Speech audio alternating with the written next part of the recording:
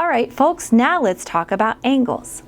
When we think about angles, we're going to help students identify acute, right, and obtuse angles. So in these two shapes, I'm first going to identify the acute angles. These are angles that are less than 90 degrees. I see acute angles here. Then I'm going to identify any right angles. These are angles that measure exactly 90 degrees. I see a 90-degree angle here.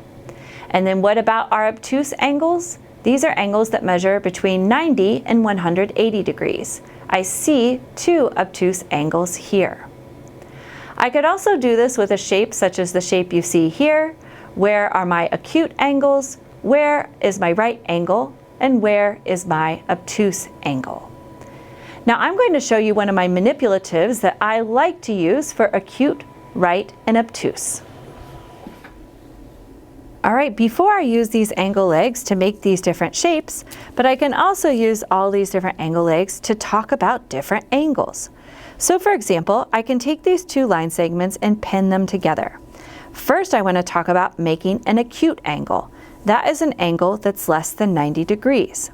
Now, it's not always expected in the elementary grades that students are using a protractor to measure angles, but you could use this little protractor that goes with the angle legs, or you could also just talk about things being 90 degrees, and then acute angles being less, and obtuse angles being more.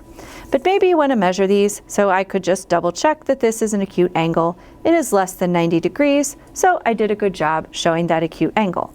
I'm going to go ahead and move that to the side as an example of an acute angle. Then I'm going to take another two line segments and I'm going to show a right angle. So I'll go ahead and pin these two line segments together, and a right angle is 90 degrees, and it would look a little bit like that. And then I'm going to take two other line segments. You know, they don't always have to be the same length and the same color. And I'm going to show an obtuse angle.